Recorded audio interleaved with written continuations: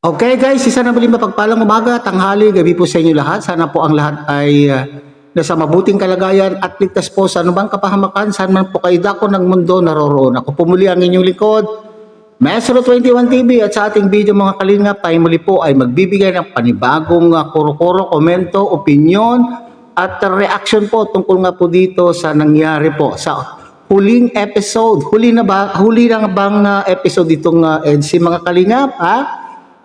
Tayo po ba ay may pag-asa pa na masisilayan natin na muli ang EDSI? So, dito po sa ating video ngayong araw na ito mga kalingap ay kumustahin nga natin itong si Papa Eds, kung ano po ang kanya pong nararamdaman, ano po naman kaya ang kanyang saloobin pagkatapos po ng episode 97 o part 97 ng EDSI. Ito ba ay finale na ba talaga o it's a prank? Sa inyong palagay mga kalinga, kasi base po sa akin pong nababasa ay maraming nagsasabi na hawak manalig lamang po tayo. Sa atin pong mga EDSI fanatics, EDSI supporters at organic supporters ay talaga naman pong sila po daw po ay nananalig pa rin hanggang sa ngayon at hindi pa rin po sila makapaniwala na ito po ay may katotohanan. Pero kung totoo man po ito mga kalingap ay may dahilan po siguro po ang pamilya po ni Baby Beyonce kung bakit iniisip po nilang ipatigil na po ang love team, hindi po ba? So dito sa mga kalingap sa ating video clip na ating panonoorin ay may nabanggit po dyan itong si Papa Eds na isa po sa mga maaaring isa po sa mga dahilan kung bakit gusto na pong ipatigil, ayaw na munang ipagpatuloy kung halimbawa man totoo. So yung dahilan po ng bakit hindi na po gustong ipagpatuloy pa ni Baby Beyonce ang love team, may nabanggit po dyan mga kalingap itong si Papa Eds. Okay, so tunghayan muna natin mga kalingap ang isang maikling video clip na ating pong kinuha po sa naging live po ni Papa Eds, and at the same time ay kumustahin na rin po natin ang kanya pong kalagayan pagkatapos po ng part 97. Panoorin po natin mga kalingap. Ako ay ito naman po. Okay. Nananaba guys. Ito guys, nananaba. Wala sa mood no? Hang up muna. Tungkol dun sa vlog natin kahapon. Siyempre sa LC. Medyo malungkot guys talaga, no? Naintindihan ko naman yung mga medyo na-disappoint na iba at medyo yung mga panatiko na syempre grabing suporta sa amin ay broken hearted, ano. Ayan. At guys, yung ganong desisyon wag anuhin nyo lang kasi respeto ba, kasi kung gano'n talaga ang gusto nila ni Bian or ng iba, mga magulang niya or natin, unawain. Kasi di naman kayo nahihirapan sila naman guys, kaya wag tayong masyadong natin silang controlling ba, parang gano'n. May mga diktador kasi ng iba parang ganong word, pero mas magandang word doon. Demanding, and guys, wag yung pressure, no? Kasi bata para naman kasi siya, guys. Saka wag niyo guys iba siya, no? Kasi wag niyo ba sila Beyonce, yung mga magulang niya, wag niyo namang iba guys, kasi isang lang tayo isang grupo tayo. Alam ko medyo yung iba na disappoint, pero Ganun talaga, hindi natin kontrolado ang buhay ng isang tao. Ang makokontrol lang natin, sarili natin, yun, bukod dun, wala na.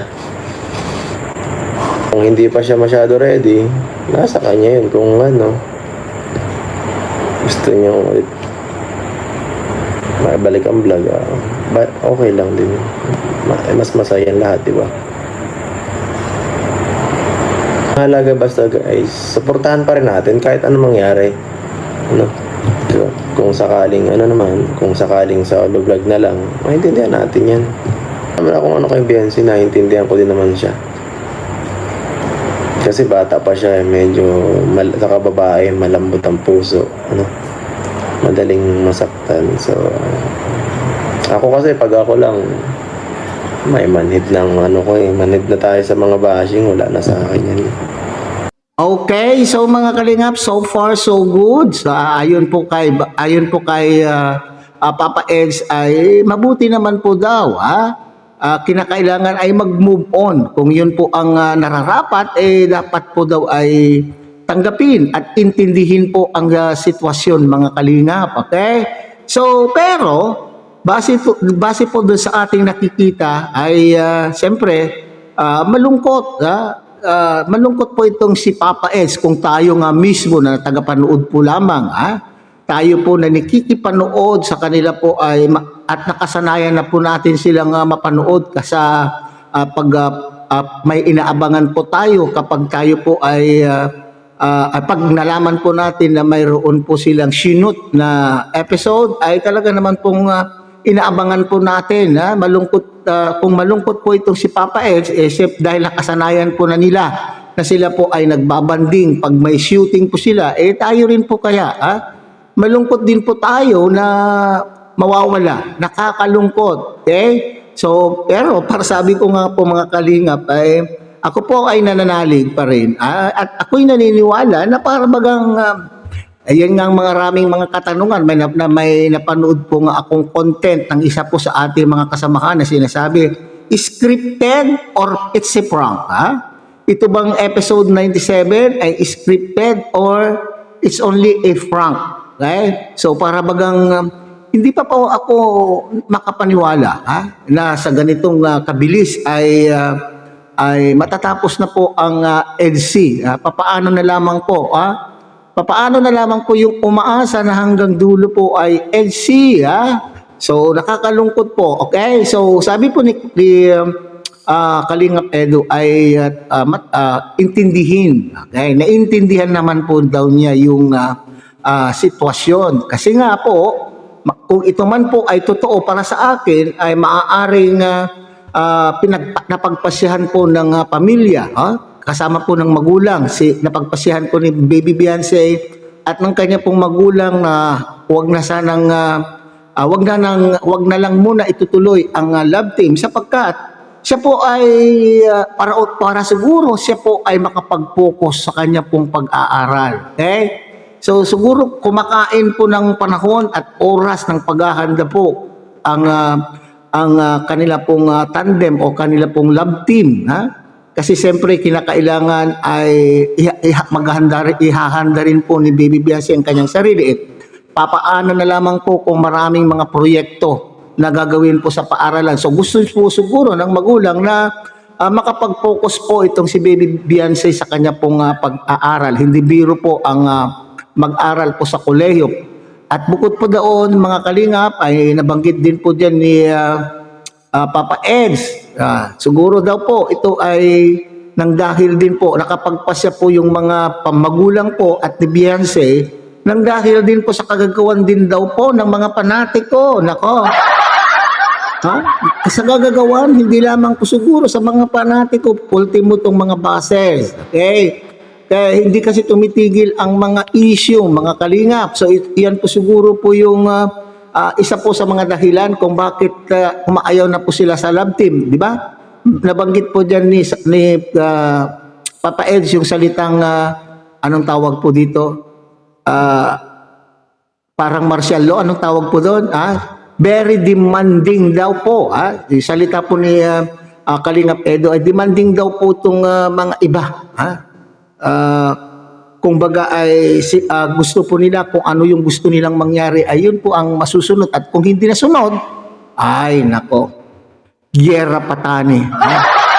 So, yun po siguro, kung totoo, kung totoo po mga kalingap, na ito ay talagang mag-e-end na po.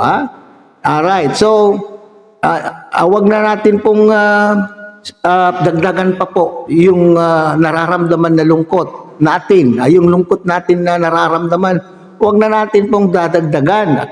At may pakiusap po dyan si Kalingap Edu, sana lang daw po ay wag ibas. Kasi lumalabas na naman daw po dahil sa decision po ni Baby Beyonce. Dahil sa decision po nila na wag nang itigil na muna ang love team, ay marami na pong nambabas. Nambabas po kay Baby Beyonce, at the same time doon sa magulang. Okay, siguro ay wag tayong self-centered. Okay, wag tayong makasarili mga kalingap. Huwag na natin intindihin ang ating mga sarili para tayo ay maging maligaya. Dapat intindihin din po natin yung kapakanan po ni Baby Beyonce at ng kanya pong pamilya. At yun po yung sinasabi ko kanina mga kalingap, na maaaring burnout. Burnout na po itong si Baby Beyonce, napapagod na rin po, at ganun din po itong mga magulang ay nagsasawa na po sa kasasalag sa mga bus, na sa mga pamabas. Buti daw po itong si Papa Eds ay asanay na po. Hindi na po niya iniinda ang bashing. Okay? Siyempre, itong si Baby Beyonce ay babae, sabi niya. At the same time, siya po ay bata pa. Madali pa, hindi pa po siya sanay sa mga ganito. Okay? Bagamat sinabi po natin sa mga nagdaan ay parang okay lang naman po sa kanya noon ng mga bashing. Nalalampasan po niya ang lahat ng bashing, pero dito siguro ay burnout na kung totoo. Kung totoo po na talagang ito na po yung last. Kasi po para bagang bago po part 97 sa aking unawa mga kalingap, bago part 97 ay parang inihanda po tayo na sinasabing magdala ng panyo, nakakalungkot, nakakaiyak. So bakit kinakailangan? Ay, nako. Sino sa inyo mga kalingap ang naniniwala na ito na po ang katapusan ng EDC? Ako, parang hindi ako naniniwala mga kalingap.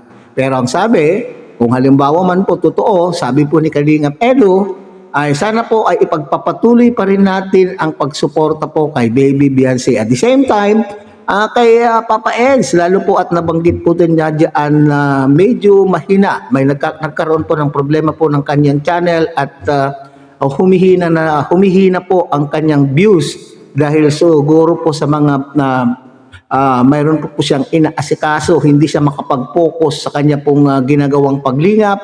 Kaya medyo humihina po ang views po ng kanya pong channel. So yun po na lang po yung pakiusap po ni Papa Eds, na sana suportahan po natin, suportahan pa rin natin itong si Baby Beyonce. At the same time, sana wag natin pong ibas.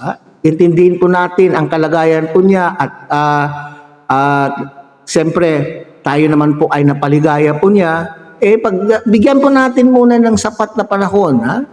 Bigyan po natin sila ng space. Bigyan natin sila ng space, at sa ganun makapag-ngilay-ngilay po itong si Baby Beyonce. So hanggang dito na lamang po tayo mga kalingap. Muli, tangkilikin po natin Kuya Bal Santos Matubang, Ate Edna Vlog, Kalingap Rob, at siyempre sana po ay inyo rin pong tangkilikin ang munting channel ito sa pamamagitan po ng pagbibigay niyo po ng like, share, and subscribe, at tuloy pindutin na rin po ang notification bell, at nang sa ganon tayo pa rin po ay magkita-kita at magsama-sama sa susunod pa pong mga reaction videos na ating gagawin. Muli, isang mapagpalang umaga, tanghali, gabi po sa inyo lahat. Mabuhay po kayo, at God bless everyone.